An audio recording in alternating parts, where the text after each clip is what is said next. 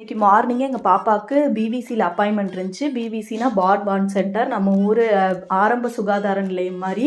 பேபிஸ்க்கு health checkup, vaccine எல்லாம் இங்கே தான் போடுவாங்க. நர்ஸ் இருப்பாங்க.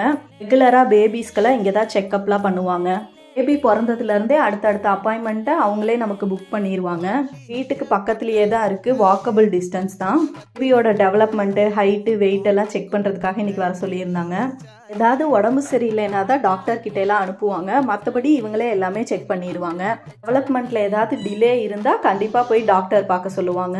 நாங்கள் கொஞ்சம் முன்னாடியே போயிட்டோம். அங்கே வந்து 10 o'clockனா கரெக்டாக 10 o'clock to 10:30 நம்ம டைமில் நமக்கு பார்த்து அமுச்சிடுவாங்க. எங்கள் பாப்பா அங்கே நல்லா ஜாலியாக விளையாடிட்டு இருந்தா. இன்னைக்கு வந்து அவள் திங்ஸ் எல்லாம் ஐடென்டிஃபை பண்ணுறாளா, பேசுகிறாளா, எத்தனை வேர்ட்ஸ் பேசுகிறா என்னன்னு செக் பண்ணாங்க. அவளுக்கு 20 months ஓல்ட் ஆகுது. நம்ம தமிழில் பேசுகிறது எல்லாமே அவளுக்கு புரியுது. சொல்கிறது எல்லாமே அவள் கேட்பா. அவளும் ஆக்ஷன்லேயே எல்லாத்தையும் கன்வே பண்ணுவா. வேர்ட்ஸும் 1-2 வேர்ட்ஸ் எல்லாமே சொல்கிறா. ஆனால் இன்னும் கோர்வையாக பேச தெரியலை. இன்னும் பேசலையான்னு ஊரில் தான் எல்லோரும் கேட்குறாங்க. ஆனால் அவள் ஏஜுக்கு கரெக்டான டெவலப்மெண்ட் தான் சொன்னாங்க. 2+ yearsக்கு மேலே தான் பேபிஸ் நல்லா பேச ஆரம்பிப்பாங்கன்னு சொன்னாங்க.